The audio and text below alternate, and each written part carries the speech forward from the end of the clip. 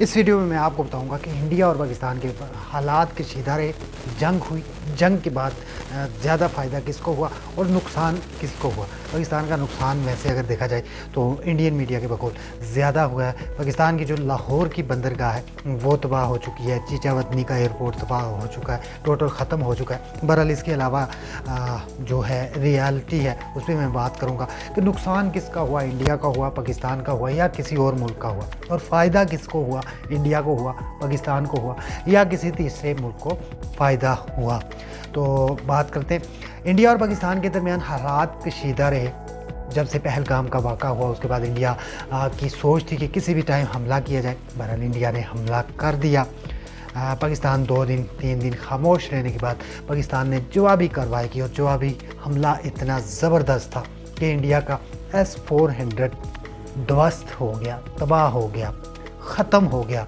12 airport जो air bases थी India की वो तबाह हो गई, उनको नुकसान पहुंचा और उन एयर बेसिस पे कुछ त्यारे वगैरह भी हुए होंगे और बरामूस की जो स्टोरेज थी वो भी तबाह हो गई। दूसरी तरफ देखें तो पाकिस्तान के 2 एयरपोर्ट्स को जुज़वी तौर पर नुकसान पहुंचा और उसके अलावा इंडिया के पाकिस्तान ने दिफाई पोजीशन में, जब एक मुल्क हमला करता है तो वो पूरी प्लानिंग के साथ हमला करता है। भाई इस मुल्क में हमने जाके हमला करना है, हमारे टारगेट ये है, हमने ये जगह पे टारगेट करना और सेफली वापस आना है, खुद का नुकसान नहीं होने देना। लेकिन जब इंडिया ने पाकिस्तान पर हमला किया तो अपने ही 6 त्यारे, 5 त्यारे और एक ड्रोन त्यारा गिरवा बैठा। उसके अलावा जो बड़े बड़े ड्रोन त्यारे थे जो बाद में उसने भेजी वो भी तबाह करता रहा पाकिस्तान। लेकिन उसके लिए पाकिस्तान ने अपना फ़िज़ाई दिफाई सिस्टम एक्टिव नहीं किया बल्कि एक नॉर्मल तरीके से उनको गिराता रहा। और यहाँ पे मैं बात करूँगा सबसे बड़ा नुकसान किस मुल्क को हुआ। इंडिया के अलावा इंडिया को तो नुकसान हुआ ही हुआ। इंडिया की फ़िज़ाई बर्तरी, जो एशिया का वो चौधरी बनना चाहता था, वो ख़त्म हो गया। उसके अलावा अगर हम देखें तो सबसे ज़्यादा नुकसान फ्रांस का हुआ है, इसराइल का हुआ है, अमेरिका का हुआ है और रूस का हुआ है।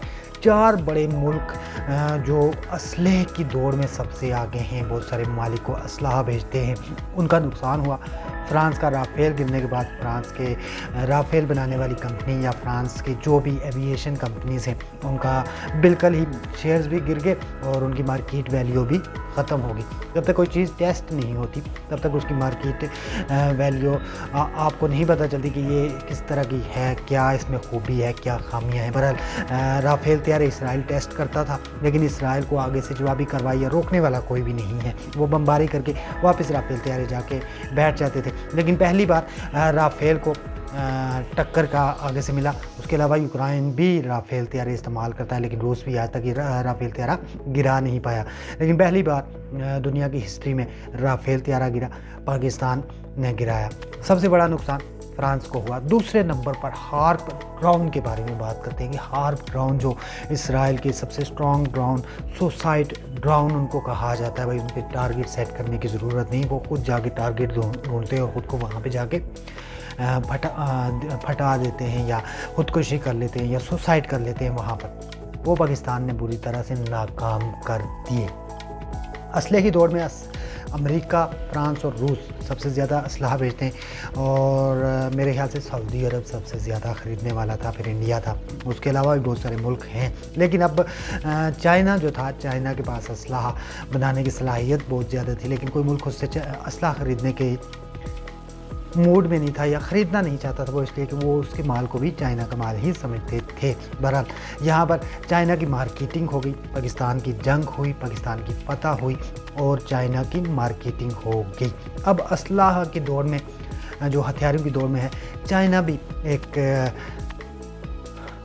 तिजारत करने वाला मुल्क या बेचने वाले मुल्कों में शामिल हो चुका है। अब चाइना के हथियार भी पूरी दुनिया में ख़रीदे जाएंगे। JF-17 ने जब MiG-21 गिराया था तो उसके बाद JF-17 की मांग ज़्यादा हुई थी लेकिन वो चाइना और पाकिस्तान के दोनों के तावन से बना हुआ है, इसलिए उसको खालिस्तान हम चाइना का नहीं कह सकते। लेकिन J-10C जो है खालिस चाइना का है और अब जो है आने वाले वक्तों में J-10C की मांग पूरी दुनिया में बढ़ेगी। इस्लामी मुल्क जो इस्लामी कंट्रीज़ हैं वो भी अब चाइना से असला ख़रीदेंगे, हथियार ख़रीदेंगे और चाइना जो है ना अब अमेरिका को टक्कर देने के काबिल हो चुका है क्योंकि चाइना का असला इस जंग में टेस्ट हो चुका है। सारा चाइना का असला नहीं टेस्ट हुआ भाई। मिज़ाइल जो हैं वो पाकिस्तान के लोकल तौर पर अपने बनाए हुए, खुद साख्ता तौर पर खुद बनाए गए मिज़ाइल्स हैं, जैसे नसर है, गोरी है, शाहीन है और अबाबील है। उसके अलावा ये अल-फतह मिज़ाइल है जिससे हमला किया गया, ये पाकिस्तान का अपना बनाया हुआ है, इसमें चाइना का कोई किरदार नहीं है। ये डॉक्टर अब्दुल कदीर ख़ान की मेहरबानी है। हथियारों की दौड़ में चाइना भी शामिल हो चुका है। बेचने वालों में अब चाइना के हथियार भी पूरी दुनिया में ख़रीदे जाएंगे, बेचे जाएंगे और चाइना को उसका बड़ा फ़ायदा होगा। यानी कि पहले चाइना को कोई फ़ायदा नहीं था, उसके हथियार ख़रीदे नहीं जाते थे। अब के बाद चाइना के हथियार ख़रीदे भी जाएंगे, क्योंकि मैदान जंग में एक चीज़ टेस्ट हो चुकी है, प्रैक्टिकल हो चुका है उसके हथियारों का कि कितने स्ट्रॉन्ग हैं। राफेल को टक्कर दे रहे हैं और जैसे S-400 जैसे दिफाई निज़ाम को टक्कर दे रहे हैं। तो ज़ाहिर है दुनिया अब वही ख़रीदेगी, दुनिया की तवज्जो उस तरफ हो चुकी है। वीडियो आपको कैसी लगी कमेंट में ज़रूर बताइएगा। नेक्स्ट वीडियो तक मुझे दीजिए इजाज़त। अल्लाह हाफ़िज़।